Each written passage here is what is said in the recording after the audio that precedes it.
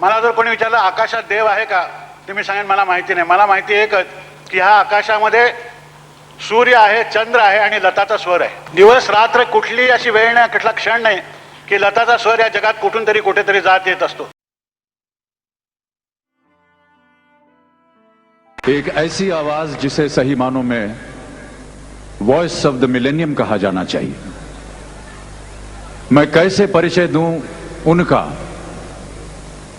जबकि सुर, ताल, संगीत सब उन्हीं के नाम से शुरू होता है और उन्हीं के नाम से खत्म हो जाता है. मैं कैसे परिचय दूं उनका जिन्होंने विश्व भर में अनगिनत खिताब पाए हैं, अनगिनत रिकॉर्ड्स कायम किए हैं.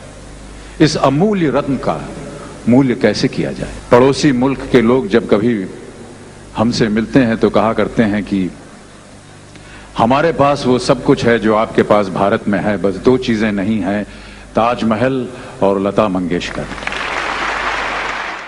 संगीत के सुरों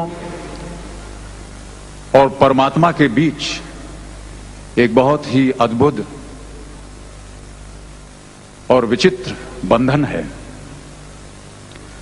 और यदि कोई ऐसी डोर है या कोई ऐसा तार है जो मनुष्य की आत्मा को परमात्मा के साथ बांधता है, जोड़ता है, तो उस डोर, उस तार का नाम है लता मंगेशकर.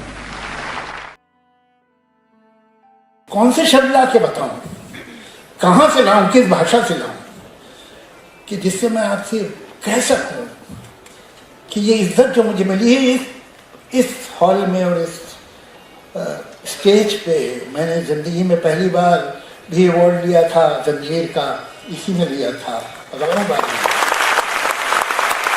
लेकिन वो सारे अवार्ड एक तरफ, वो जितने मिले हैं मुझे अपनी जिंदगी में वो बहुत मिले, ये एक अवार्ड सब पे भारी. लता जी के परिवार से मुझे अवार्ड मिले, तो मुझे तो विश्वास ही नहीं आता. हम तो फैन नहीं हैं, पुजारी हैं. एक बात दुनिया में मानी जाती है कि परफेक्शन एक ऐसी चीज है जिसके आप पीछे जा सकते हैं और जितना आप उसका पीछा करेंगे उतने आप अच्छे हो जाएंगे अपने काम में. लेकिन परफेक्शन तक थोड़ी पहुंचता है कोई. जो लोग ये बात मानते हैं उन्होंने शायद लता जी को सुना ही नहीं. परफेक्शन पॉसिबल है, परफेक्शन अचीव किया जा सकता है, इसकी जिंदा मिसाल ये है. अब ये लोग एक तरफ नेगेटिव तरीके से है, एक तरफ पॉजिटिव तरीके से बताता हूँ. एक तरफ हमारी तरफ कहावत है कि लंका में सिर्फ रावण नहीं सब 52 गजते थे, वैसे ही पॉजिटिव साइड में ये बात मंगेशकर परिवार के बारे में कही जा सकती है कि हर इंसान इस परिवार का जो है वो एक टैलेंट का पर्सोनिफिकेशन. किन माँ बाप ने इन्हें जन्म दिया है, सोचिए कैसा आशीर्वाद है इन लोगों को कि मतलब सोच नहीं सकते हम हिंदुस्तान की म्यूजिक के बारे में बगैर इन लोग के बारे में सोचे. और इस घराने से, इन लोगों से आपको आपकी राइटिंग के लिए, आपके गीतों के लिए कोई इनाम मिले, कोई अवार्ड मिले, और उसके आगे क्या. मुझे याद है, शायद लोग नहीं जानते कि लता जी का मेरी लाइफ में as a song writer contribution क्या है. ये बात मुझे भी कुछ दिनों बाद पता चली थी, फौरन नहीं मालूम हुई थी. मैं तो स्क्रिप्ट राइटर था, तो एक दिन सुबह सुबह यश चोपड़ा साहब, जिनके लिए मैंने दीवार, त्रिशूल लिखी हुई थी, काला पत्थर, वो सुबह सुबह मेरे घर आए और कहले भाई मैं एक पिक्चर बना रहा हूँ सिलसिला, और तुम उसके गाने लिख दो. मैं शायरी करता था, छपवाता नहीं था. कुछ 4, 5, 6 लोग थे जिन्हें मालूम था कि मैं पोइट्री भी लिखता हूँ, और वो मैं सिर्फ अपने पास ही रखता था, किसी मैगजीन में भी कभी नहीं छपा. उन जिन लोगों ने सुनी थी मेरी पोइट्री, उनमें यश चोपड़ा साहब भी थे. तो मैंने कहा कि मैं नहीं लिखना चाहता हूँ. मुझे गीत नहीं लिखने हैं, मैं वो तो मैं अपने लिए करता हूँ पोइट्री, मैं तो स्क्रिप्ट लिखता हूँ, वो काफ़ी है। मगर वो मेरे पीछे ही पड़ गए, उन्होंने लिखवा ही लिया मुझसे। ये मेरे पीछे क्यों पड़े? इसलिए कि मैंने कहा कि मैं इतना प्राइज लूँगा और मेरा यूँ काम होगा और मैं तब आऊँगा और तब, सारी मैंने कोशिशें की कि मुझसे नाराज़ हो जाए, वो हुए नहीं। ये बात मुझे बहुत बाद में पता चली कि जब चोपड़ा साहब ने मुझे इतना पीछे पड़ के लिखवाया क्यों। एक तो खैर उन्हें भी सेंस था पोइट्री का, कोई शक नहीं है, वो जानते थे, जबान जानते थे, और साहिर साहब से लिखवाते थे। साहिर साहब बीमार थे, नहीं लिख सकते। हुआ ये कि लता जी को दीदी कहते थे, लता जी के पास गए, ये बात मुझे बाद में मालूम हुई, और पूछा कि दीदी वो साहिर साहब तो नहीं है, मैं किससे लिखवाऊँ, और फिल्म में मुझे चाहिए पोइट्री, ऐसे गीत हूँ। तो लता जी ने कहा कि मेरी एक दोस्त है पद्मा, उसने जावेद साहब की गज़लें सुनी हुई हैं और नज़में सुनी हुई हैं, वो तारीफ करती हूँ तो खुद बहुत अच्छी पोइट है, तो तुम्हारे तो अच्छे रिलेशन, तुम और किसी से मत लिखवाना, उन्हीं से लिखो। तो ये मुझे जो पहली बार गाना लिखने की वजह थी, उसके पीछे छुपी हुई लता जी थी। अच्छा, मुझे उन्होंने नहीं बताया, वरना मैं तो थोड़े पैसे और मांग लेता।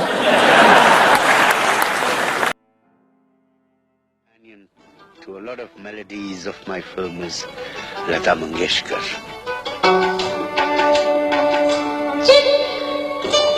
No. To be very honest, I'm not very well.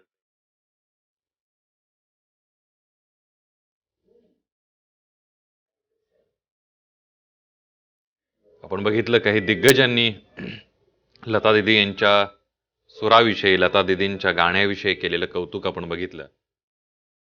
ज्यांनी कौतुक केलं तेही दिग्गजच आहेत. पु ल देशपांडे, अमिताभ बच्चन, जावेद अख्तर. लता दीदींचा सूर, लता दीदींचं भारतीय संगीताला दिलेलं योगदान त्यांनी आपापल्या शब्दामध्ये वर्णन केलं.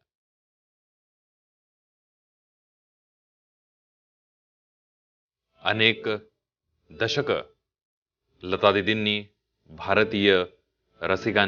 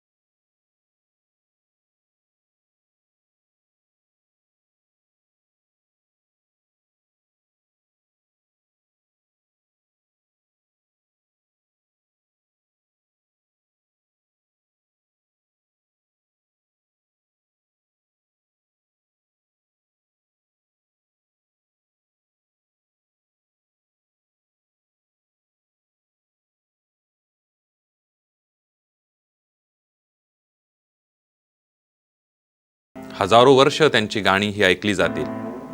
पण सगळ्यात महत्त्वाचं म्हणजे त्यांच्या या गाण्यापलीकडे, त्यांच्या सुरांपलीकडे माणूस म्हणून सुद्धा त्या प्रचंड नम्र होत्या.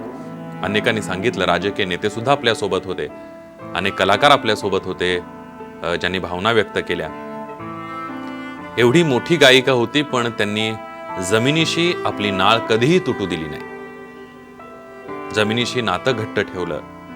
नवीन होतकरू ज्या गायिका आहेत, जे गायक आहेत, त्यांना सदैव आशीर्वाद दिला, त्यांना प्रेरणा दिली, त्यांच्या पाठीवर शाबासकीची थाप मारली. अशा प्रकारचं एक व्यक्तिमत्व लता दीदींचं होतं. दुर्दैवानं लता मंगेशकर या आपल्यामध्ये नाही आहेत. मात्र लता दीदींनी जी गाणी गायलेली आहेत, जवळपास 30 ते 35 भाषांमधून गाणी गायलेली आहेत. 25 ते 30 हजार गाणी गाण्याचा विक्रम लता दीदींनी केलेला आहे.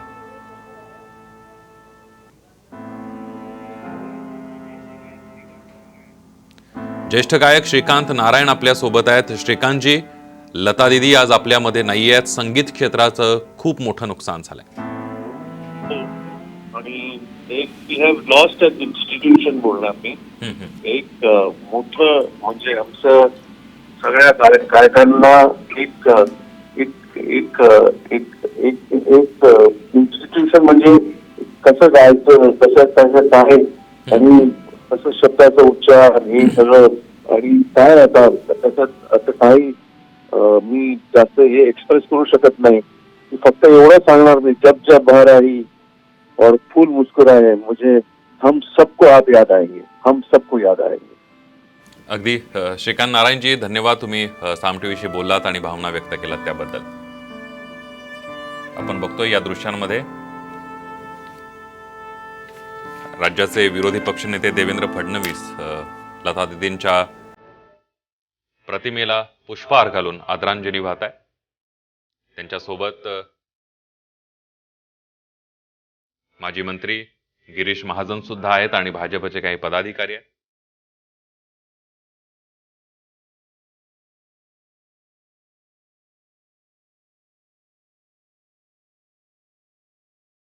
देवेंद्र फडणवीस आणि राज्यातले काही नेते हे गोव्याच्या प्रचारासाठी गोव्यामध्ये आहेत आणि त्यामुळे गोव्यामध्येच त्यांनी या सगळ्या प्रचाराच्या धावपळीमध्ये सुद्धा लता दीदींच्या प्रतिमेला पुष्पहार अर्पण करून श्रद्धांजली अर्पण केली आहे.